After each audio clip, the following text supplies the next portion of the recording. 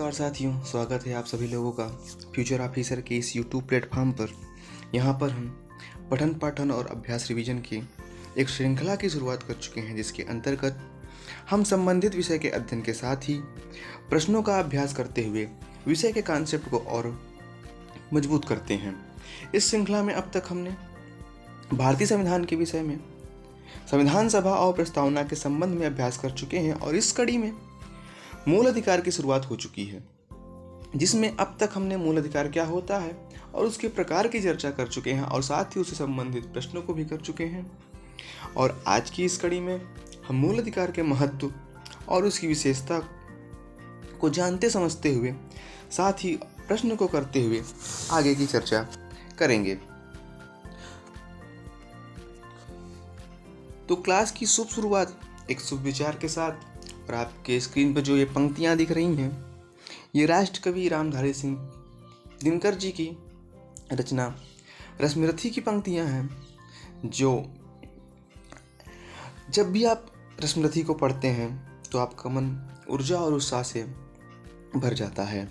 और आज की जो पंक्तियां हैं कि और वीर जो किसी प्रतिज्ञा पर आकर अड़ता है, सचमुच उसके लिए उसे सब कुछ देना पड़ता है, नहीं सदा विभीष का दौड़ती द्वार पाप का पाकर, दुख भोगता कभी पुण्य को भी मनुष्य अपना कर। अर्थात जब आप किसी लक्ष्य के लिए अडिग हो जाते हैं और दृढ़ संकल्प कर लेते हैं और उसे पाने के लिए आपको सब कुछ जीवन के सभी सुख का परित्याग करना पड़ता है। और सच और सतमार्ग पर चलते हुए ऐसा नहीं है कि जो दुख की घड़ियां हैं वो हमेशा जो गलत काम करते हैं, पाप करते हैं, उन्हीं की समझ आती हैं। कभी कभी दुख सत्य और सतमार्ग पर चलने वाले मनुष्य को भी अपना लेती हैं। तो ये पंक्तियां में दो लाइनें बहुत ही महत्वपूर्ण हैं कि प्रतिज्ञा जब आप किसी के लिए करते हैं, किसी लक्ष्य को लेकर, तो आपके लिए बहुत कुछ त्याग करना पड़ता है। तो आज हम क्लास को देखेंगे और आज का जो मूल अधिकार का विषय है उस पर चर्चा करेंगे। और आज की इस मूल अधिकार में क्लास में हम मूल अधिकार की विशेषताओं पर चर्चा करेंगे। तो पहली और महत्वपूर्ण विशेषता मूल अधिकार की कि मूल अधिकार असीमित अधिकार नहीं है, अर्थात संविधान के द्वारा प्रदत्त किए गए मूल अधिकार निरपेक्ष नहीं है। इन पर संविधान में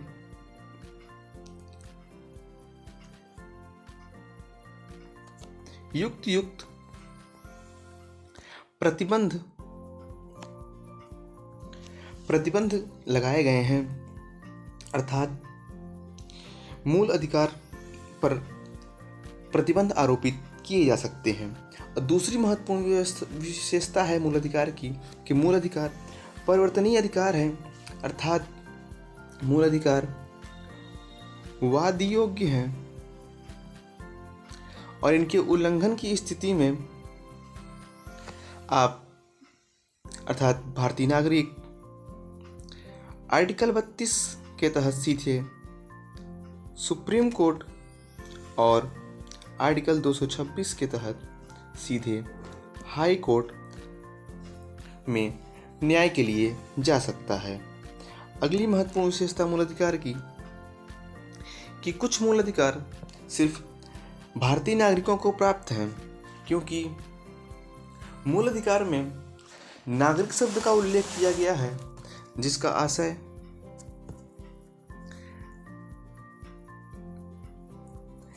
गैर नागरिक के लिए भी मूल अधिकार की विशेषता है। लेकिन कुछ मूल अधिकार जैसे अनुच्छेद 15, 16, 19, 29 और 30 ये सिर्फ और सिर्फ भारतीय नागरिकों के लिए ही प्रदत्त मूल अधिकार हैं। और इसी क्रम में मूल अधिकार की अगली महत्वपूर्ण विशेषता कि मूल अधिकार नकारात्मक और सकारात्मक दोनों ही स्वरूप में वर्गित किए जा सकते हैं, क्योंकि जब राज्य के विरुद्ध मूल अधिकार को हम देखते हैं तब ये नकारात्मक प्रकृति के होते हैं, और जब ये समाज में लोगों के लिए उनके लिए विशेष प्रावधान की व्यवस्था करते हैं, अर्थात नागरिकों के लिए विशेष प्रावधान की विशेषता जब करते हैं मूल अधिकार, तब ये सकारात्मक प्रकृति की भूमिका में होते हैं।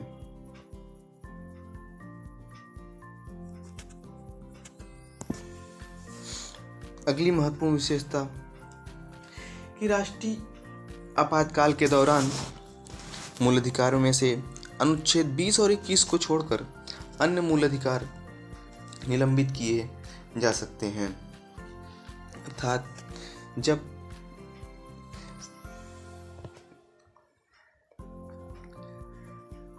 संविधान के भाग 18 के अंतर्गत आपातकाल की घोषणा की जाती है,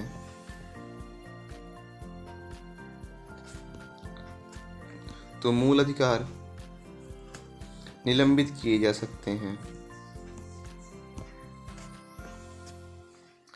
अगली महत्वपूर्ण विशेषता हम मूल अधिकार की देखेंगे, उससे पहले अब मूल अधिकार से संबंधित प्रश्न को करने का प्रयास करेंगे, जिससे संबंधित कॉन्सेप्ट को और अधिक बेहतर तरीके से समझा जा सके। तो पहला प्रश्न आपके सामने है, निम्न में से कौन सा अधिकार सिर्फ भारतीय नागरिकों को प्रदत्त है? ऑप्शन में आपके सामने 4 मूल अधिकारों का वर्णन किया गया है। इसमें से सभी मूल अधिकार नागरिकों, अर्थात जिसमें नागरिक और गैर नागरिक शामिल हैं, लेकिन एक मूल अधिकार सिर्फ और सिर्फ भारतीय नागरिकों को के लिए ही उपस्थित है। जब हम प्रश्न को एक्सप्लेन करते हैं तो समानता का अधिकार आर्टिकल 14 के अंतर्गत, शोषण के विरुद्ध अधिकार आर्टिकल 23 से 24 के अंतर्गत, धार्मिक स्वतंत्रता का अधिकार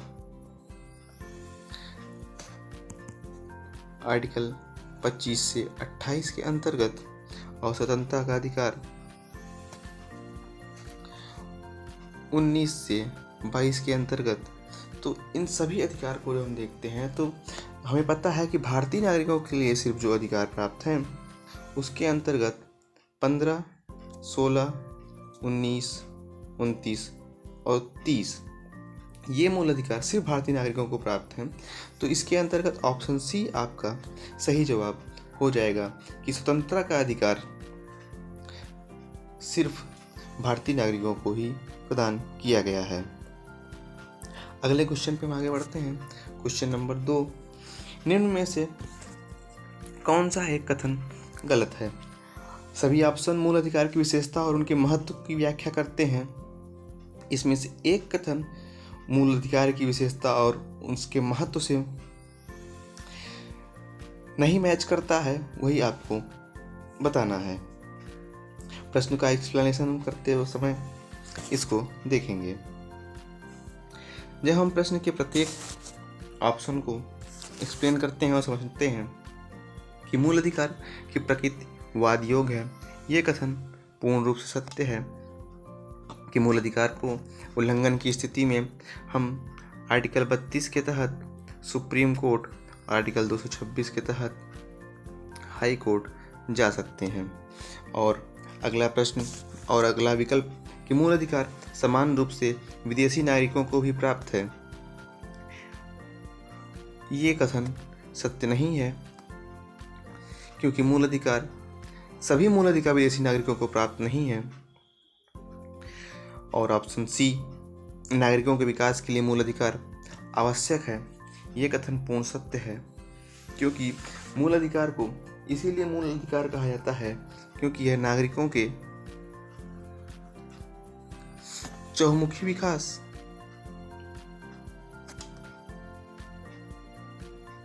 चहुमुखी विकास का प्रावधान करता है। और साथ ही ऑप्शन डी कि मूल अधिकार पर प्रतिबंध लगाया जा सकता है, ये कथन भी पूर्ण सत्य है, क्योंकि मूल अधिकार के साथ ही संविधान में उसके लिए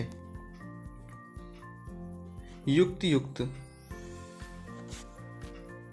प्रतिबंध की व्यवस्था की गई है। तो इसका सही जवाब हो जाएगा विकल्प सी, नहीं विकल्प बी, क्योंकि मूल अधिकार समान रूप से विदेशी नागरिकों को प्राप्त नहीं है भी है। ये ऑप्शन आपका गलत है। आगे बढ़ते हैं क्वेश्चन नंबर 3 की ओर। प्रश्न है कि निम्न में से अनुच्छेद 12 के अंतर्गत राज्य की परिभाषा में शामिल है। संविधान के अनुच्छेद 12 में राज्य की परिभाषा में को शामिल किया गया है। इसमें 5 चीजें दी गई हैं और आपको बताना है इसमें कौन सा या कितने राज्य की परिभाषा में शामिल किए गए हैं। पहला है संघीय सरकार और संसद, यह राज्य की परिभाषा में शामिल है। दूसरा है राज्य सरकार और विधानमंडल, ये भी राज्य की परिभाषा में शामिल है। तीसरा है स्थानीय संस्थाएं, इसके अंतर्गत नगर पालिका, पंचायत और बोर्ड, जिला बोर्ड को शामिल किया जाता है, ये भी राज्य की परिभाषा में शामिल है। अन्य प्राधिकारी जिसमें वैधानिक और गैर संवैधानिक प्राधिकरण हैं, इनको भी राज्य की परिभाषा में शामिल किया जाता है। लेकिन 5 न्यायपालिका को राज्य की परिभाषा में शामिल नहीं किया जाता है। तो 1, 2, 3, 4, तो केवल 4 आपका इस प्रश्न का सही जवाब होगा, क्योंकि राज्य की परिभाषा में भारत सरकार और संसद, राज्य की सरकार और विधानमंडल, स्थानीय संस्थाएं तथा अन्य प्राधिकरण शामिल किए जाते हैं। और न्यायपालिका को राज्य की परिभाषा में तब शामिल किया जाता है जब वह प्रशासनिक भूमिका का निर्वहन करती है, तब उसे राज्य की परिभाषा में शामिल किया जाता है। तो क्वेश्चन नंबर 3 का जो सही जवाब है, इसमें उल्लेखित 4 विकल्प राज्य की परिभाषा में शामिल हैं। ऑप्शन सी सही जवाब है। क्वेश्चन नंबर 4 को हम देखते हैं कि निम्न में से किस अनुच्छेद में अस्पृश्यता के अंत का प्रावधान किया गया है। और इस प्रश्न के प्रत्येक विकल्प को जब हम एक्सप्लेन करते हैं तो अनुच्छेद 14 में समानता के अधिकार, समता,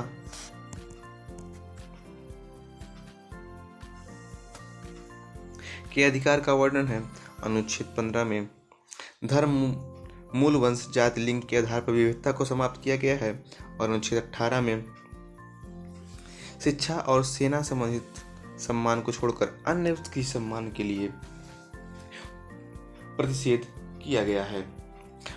ऑप्शन सी इस प्रश्न का सही जवाब होगा। ऑप्शन सी अर्थात अनुच्छेद 17 में अस्पृश्यता के अंत का प्रावधान किया गया है। अर्थात अनुच्छेद 17 में अस्पृश्य जातियों के खिलाफ किसी भी प्रकार के भेदभाव की स्थिति में राज्य के साथ साथ निजी व्यक्तियों के खिलाफ भी संरक्षण प्रदान किया गया है। और अनुच्छेद 17 एक निरपेक्ष अधिकार है, अर्थात इसका कोई अपवाद नहीं है। आगे बढ़ते हैं, हम क्वेश्चन नंबर 5 को देखेंगे। अनुच्छेद 14 में वर्णित विधियों के समान संरक्षण का विचार किस देश के संविधान से लिया गया है। इस प्रश्न को आप देखेंगे और सही जवाब का चुनाव करेंगे।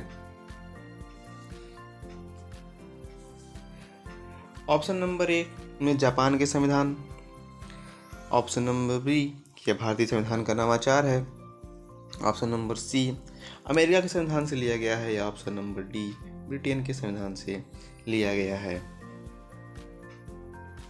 हम इस प्रश्न को जब एक्सप्लेन करते हैं तो जापान के संविधान से, तो जापान के संविधान से विधि की सम्यक प्रक्रिया को अपनाया गया है और अमेरिका के संविधान से विधियों के समान संरक्षण को अपनाया गया है। तो इस प्रश्न का सही जवाब हो जाएगा कि अनुच्छेद 14 में वर्णित विधियों के समान संरक्षण का विचार अमेरिका के संविधान से अपनाया गया है। ऑप्शन सी इस प्रश्न का सही जवाब है। और ब्रिटेन के संविधान से हमने विधि के शासन रूल ऑफ लॉ को अपनाया है। तो अब तक हमने मूल अधिकार से 5 प्रश्नों का अभ्यास किया। अब हम एक एक मूल अधिकार को जानने और समझने का प्रयास करेंगे। तो हमारा पहला मूल अधिकार है समता का अधिकार, जिसका वर्णन अनुच्छेद 14 से लेकर 18 के बीच किया गया है। और पहला मूल अधिकार अनुच्छेद 14 अर्थात विधि के समक्ष समता और विधियों के समान संरक्षण का प्रावधान इसमें किया गया है। विधि के समक्ष समता का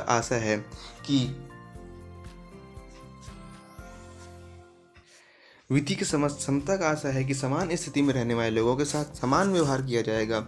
और यह विचारधारा भारतीय संविधान में ब्रिटेन के संविधान से अपनाई गई है। और आगे जब हम विधियों के समान संरक्षण की बात करते हैं तो इसके अंतर्गत असमान स्थिति में रहने वाले लोगों के साथ असमान व्यवहार किया जाएगा। और यह विचारधारा अमेरिका के संविधान से प्रेरित है। और इसी के अंतर्गत हम भारतीय संविधान में आरक्षण की व्यवस्था को देखते हैं, जो समाज के निम्न वर्ग के लोगों के लिए, असमान स्थिति में रहने वाले लोगों के लिए असमान व्यवस्था का प्रावधान करता है। हम नेक्स्ट अनुच्छेद 15 को देखेंगे, जिसमें धर्म, मूल, वंश, लिंग और जन्म स्थान के आधार पर किसी भी प्रकार की विविधता का भेदभाव का प्रतिषेध किया गया। अर्थात राज्य किसी भी नागरिक के साथ उपरोक्त आधार धर्म, मूल, वंश, लिंग और जन्म स्थान के आधार पर इनमें से किसी भी आधार पर भेदभाव नहीं कर सकती है। नेक्स्ट हम अनुच्छेद 16 को देखेंगे। अनुच्छेद 16 में इस बात का प्रावधान किया गया है कि लोक नियोजन के विषय में अवसर की समता होगी। अर्थात राज्य के सभी नागरिकों को समान अवसर की व्यवस्था की जाएगी। और राज्य इसके अंतर्गत, इस अनुच्छेद के अंतर्गत राज्य धर्म, मूल, वंश, जाति, लिंग, उद्भव, जन्म स्थान और निवास अर्थात 7 प्रकार का आधार इसमें दिया गया है। इनमें से किसी भी आधार पर राज्य की सेवाओं में समता प्रदान करेगी, अर्थात किसी प्रकार की विविधता नहीं करेगी। अनुच्छेद 17 के अंतर्गत हम अस्पृश्यता के अंत और उसके आचरण को निषिद्ध करने का प्रावधान भारतीय संविधान में इस मूल अधिकार के अंतर्गत यह प्रावधान किया गया है कि समाज की अस्पृश्य जातियों के लिए न तो राज्य और न ही व्यक्ति या नागरिक उनसे किसी प्रकार की भेदभाव या असमानता का व्यवहार किया जाएगा। इस मूल अधिकार को व्यवहारिक रूप से लागू करने के लिए संसद द्वारा एक कानून बनाया गया है, जिसे हम SC/ST एक्ट अत्याचार निवारण अधिनियम 1989 के नाम से जानते हैं। और अनुच्छेद 18 अर्थात इसके अंतर्गत सेना या विद्या संबंधी सम्मान के सिवाय सभी उपाधियों पर रोक लगाई गई है। अर्थात इस मूल अधिकार के अंतर्गत अनुच्छेद 18 के अंतर्गत राज्य सेना व शिक्षा के अतिरिक्त किसी अन्य क्षेत्र में किसी भी प्रकार की उपाधि नहीं दी जा सकती है। और आज यहीं तक करेंगे हम। समानता के अधिकार को आज हमने कंप्लीट कर लिया है। इसमें हम अनुच्छेद 14, अनुच्छेद 15, अनुच्छेद 16, अनुच्छेद 17, अनुच्छेद 18 के अंतर्गत दिए गए प्रावधानों को देखें। अब हम नेक्स्ट क्लास में समानता के अधिकार के बाद स्वतंत्रता के अधिकार और अतिरिक्त मूल अधिकार को देखते हुए उसके प्रश्नों का अभ्यास करते हुए आगे बढ़ेंगे और इसका पीडीएफ और क्वेश्चन का पीडीएफ आपको हमारे टेलीग्राम चैनल पर प्रोवाइड कराया जाएगा। थैंक यू दोस्तों।